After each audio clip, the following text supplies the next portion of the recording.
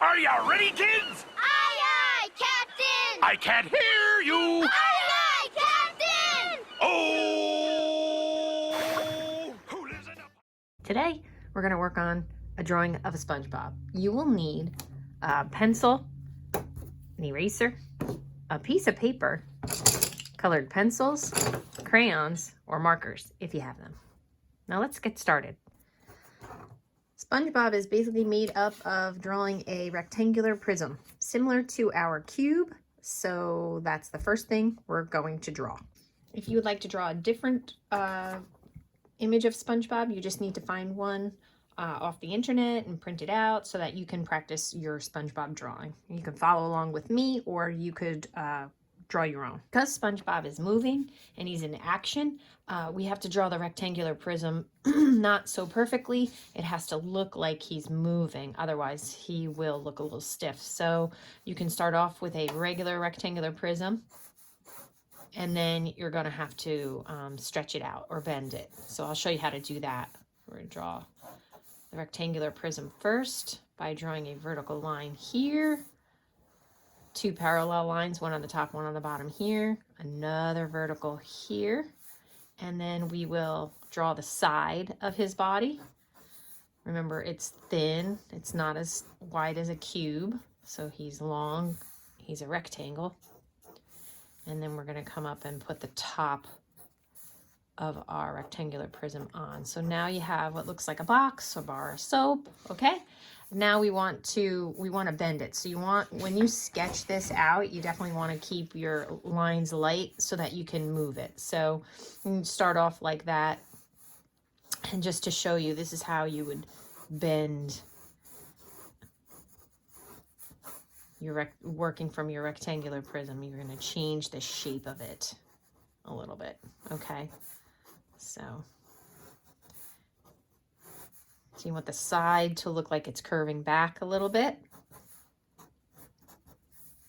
And then erase this line, and then we're going to change this. So now we want this to bend as well. Okay. So now your rectangular prism looks like it's leaning back. So you should have something that looks just like that. So now we have to break up the space of the body. So we want to figure out where the sponge part is going to end and the shirt and the pants are going to begin. So I'm just going to draw a horizontal diagonal here. And I'll do one going back like this as well. So this is going to represent the shirt and the pants eventually. Now this is going to be his body. But before we start darkening up our lines, we need to scallop the edge. He has a wiggly outline, so we're going to put that in. I start at the top and just start to draw along that straight line with a wiggly line. I do the front first, and then I'll come over and do the sides.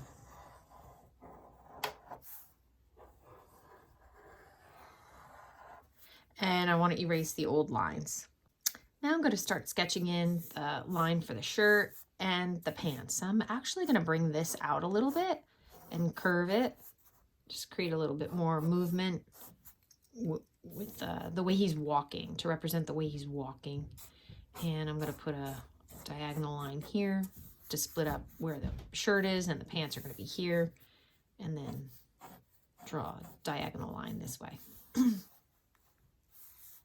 And I can actually bring his body down a little bit more.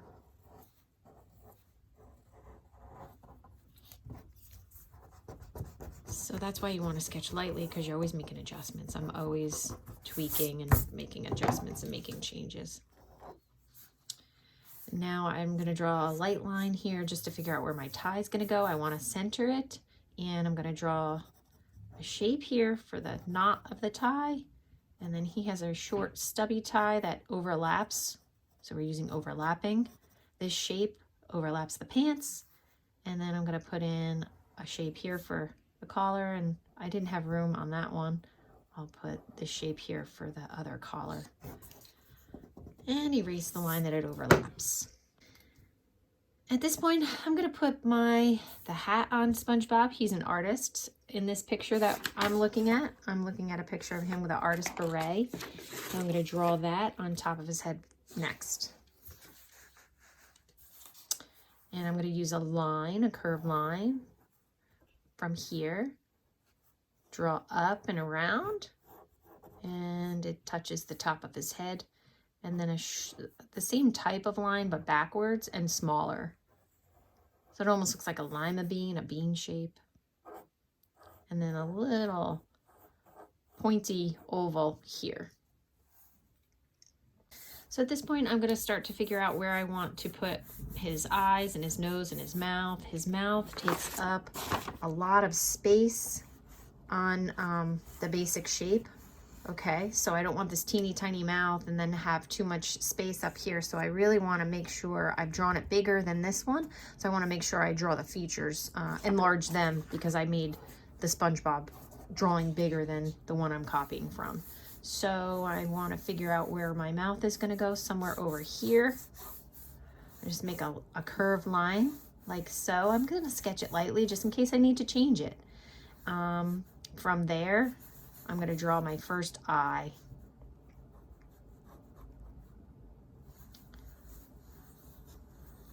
So I'm going to draw a circle. I draw concentric circles. I'll keep going around and around and around until my shape is nice and circular the way I want it. And then I will draw the next eye. This one overlaps. The left one overlaps the right one. So I know the nose is gonna overlap my eyes, so I'm gonna sketch lightly so that I can erase the eye from underneath the nose. So right now I'm just getting my two eyes in, and I can put this part of the cheek in. That also touches the eyeball, so make sure when you put your cheek in, that's a way that you can kind of size it up to see if you're drawing things in the right place. And now it's like putting pieces of a puzzle together. And I'm going to draw my nose from here. And it's like drawing a long oval, but then it has to come back. It's thinner here and chunkier here. And I don't want it to come too close to the outline edge, but it has to go past my eyes. And then I can erase anything that it overlaps. I can clean up any lines at this point that I don't want to be there. Okay. And then I'm going to finish off the mouth. I look at where it lines up. So it lines up just about here. So I'm going to determine that the top lip will come out from here and curve up. Okay, so I'm going to finish the eyes. I want to take a look at this picture, and in this picture, they're not in the center. They're kind of looking that way. They're closer to one another, the colored part of the eye. So there's like a little bit more space here, from here to here. So I'm just gonna draw in, and those are not circles. They are more of an oval shape. So I want to put those in as more of an elongated circle, more like an oval. So the placement, I just want to be careful of where I put them. So I'm sketching very lightly so that if I need to make adjustments, I can erase it really easily, and I won't see the lines after I fixed it. And then I'm going to put my black pupils in. They also go in the center of the blue, what will be the blue iris, and you also want to leave that white highlight.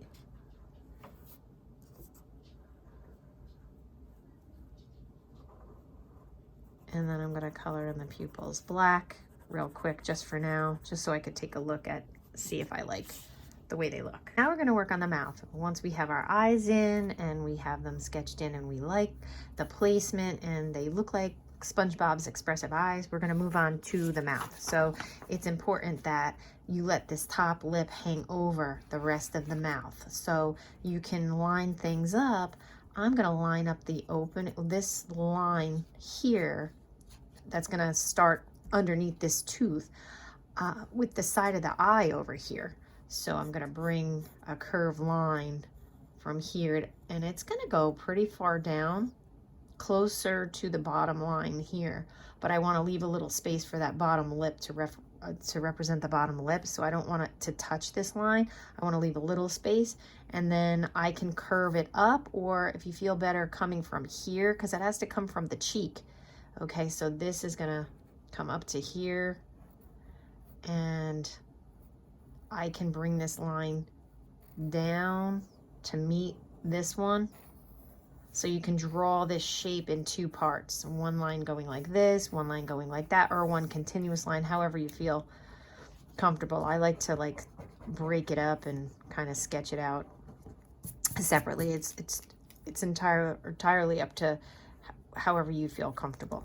So I'm gonna draw the corner of the mouth, get rid of whatever lines I don't want to be there. And then the next thing is I want to show you how to create that little bottom lip.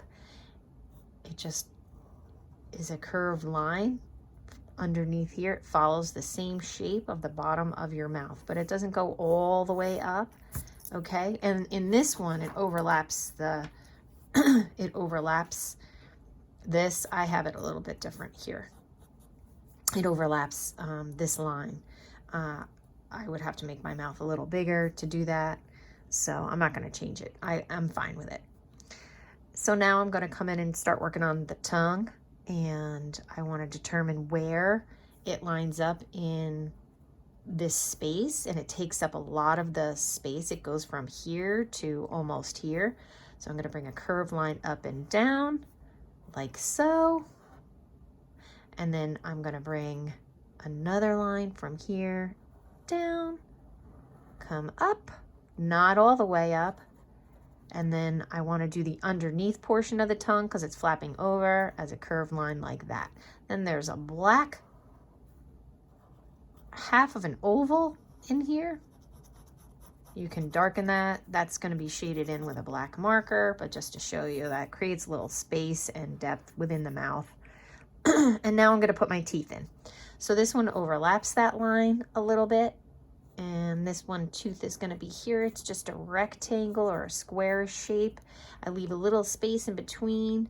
So if you make your Spongebob bigger than the one that we were looking at, you have to make sure that all the parts are also bigger. So that's something that we have trouble with when we enlarge. Sometimes we don't enlarge all the parts. We start making the teeth or the tongue all the same shape, the same size rather, of what we were copying from, and then that's where sometimes we run into a problem when we're cartooning. Okay, so now what I'd like to do is start to put in some of SpongeBob's spots on his body. So we're just going to use some lightly sketched in, very lightly sketched in ovals, and this could be, you know, you can put them randomly, large, small. They're circles and ovals. You don't want to make them too dark because you're not really going to outline them with black marker. Those will be outlined with like a darker, like a yellow green. So I just kind of reference to where I want to stick them. Then the next step is we're going to start to put the arms in.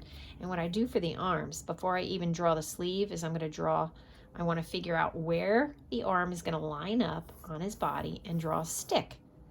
So one arm is going to go up about this far, and then one arm is going to come from here. It's going to bend back, and it's holding a tube of paint.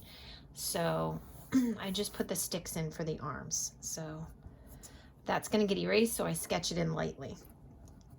And now we're going to start on this arm that's holding the paintbrush. So the paintbrush is going to be the last thing that I put into his hand, but I could draw a line just to represent the diagonal where the paintbrush is going to be on that angle. Now I'm going to draw his t-shirt by drawing half of an oval like so, and then not finishing the oval and connecting that, creating a shape. And now I'm going to draw a curved line as the opening of the shirt where his arm is going to come out of. And now I'm going to draw another line. So his arm is represented by two lines. That's going to create like a shape of an arm.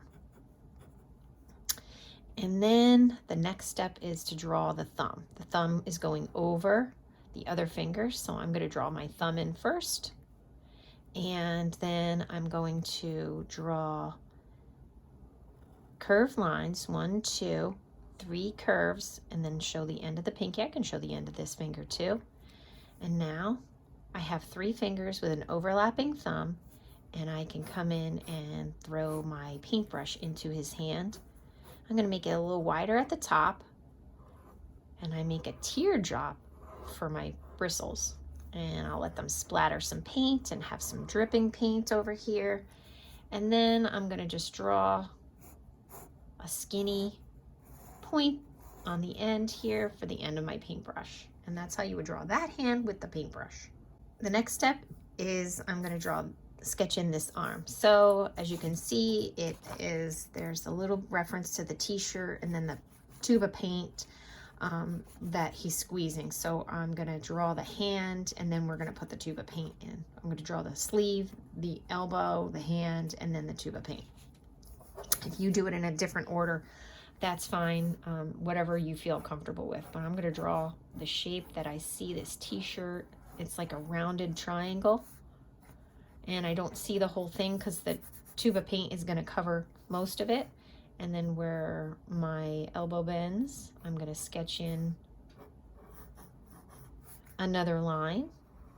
I want to have a uniform thickness for the arm so it doesn't look like it's too thick here and too skinny here. So I want to keep the same amount of distance. And then my hand's going to be somewhere over here. So you can start with like a cylinder or an oval shape if you have to. And then you can draw some lines like this to represent your fingers. You just want this to curve this way, curve down. Okay, so it doesn't necessarily look like fingers just yet, but wait until we put that tube of paint that's kind of squeezing out from his hands. It's going to come here. I want to erase these lines so you're not confused.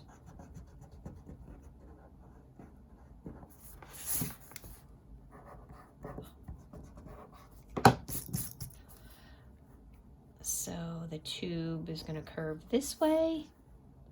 The top of it, 2 lines on a diagonal curving this way. Another shape like an oval. And then we draw our squeeze of paint that's squirting out of our tube. Whew. With some drops of paint. And then create little highlight bubbles, so that when you color it in, you leave those the white of the paper and it'll really look like shiny, wet paint. And then now we can make the bottom of the tube going like this. It's almost like it's like an hourglass shape. So the bottom is like a triangle, but we're gonna scallop the bottom. And there we go. I think it needs to come out a little bit more, so I'm gonna change my shape.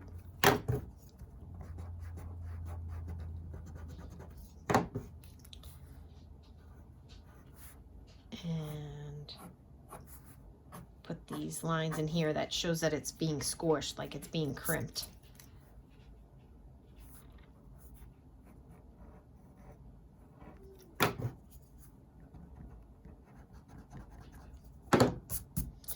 Erase all your lines that you don't want so that you just have one neat outline. Next, we're going to get our legs in. So we're going to draw the shorts, okay? The pant legs, his legs, and then his shoes.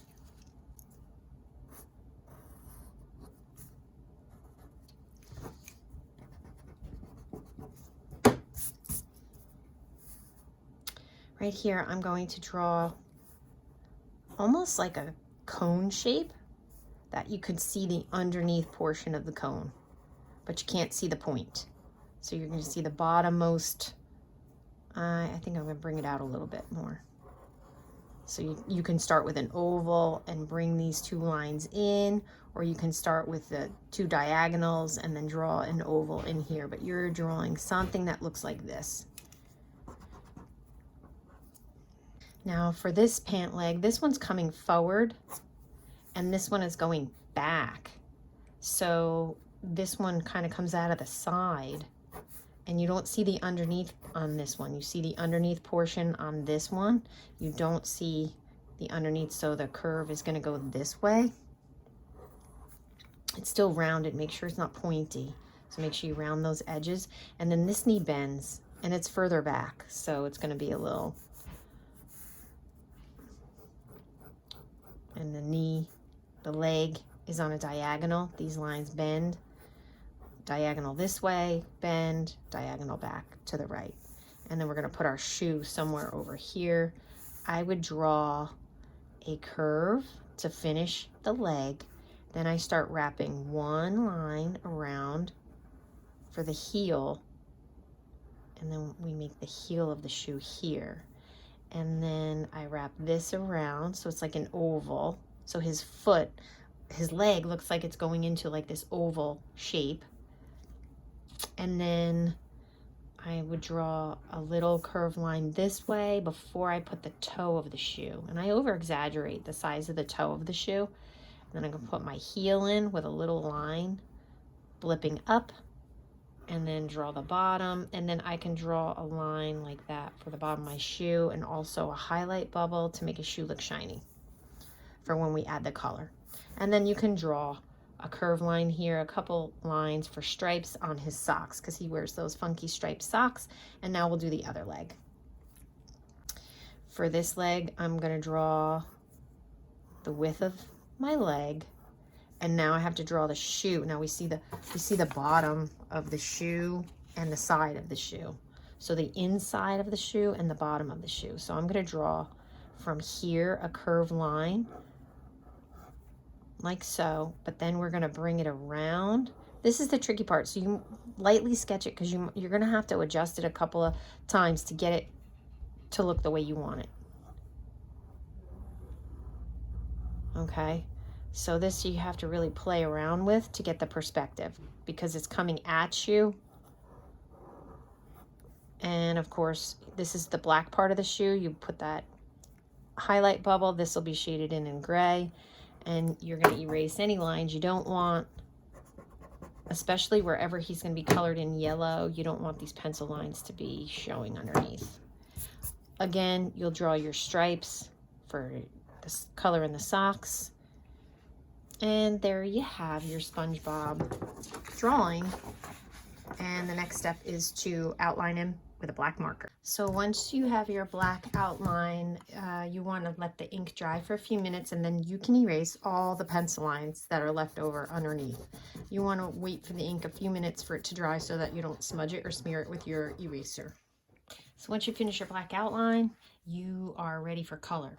And the first thing I do is I take anything that is going to be solid black, and I use my black marker and fill it in. Oops, I forgot the stripes on the pants, so I'll have to put those in, and then I'm going to start to color. When coloring, just work as neatly as you possibly can, and I try to have a piece of scrap paper handy so that I could test my colors out, especially if you're using marker, because with marker you really can't change anything once you put it in. I'm going to be using a combination of maybe colored pencil crayon and marker to fill in.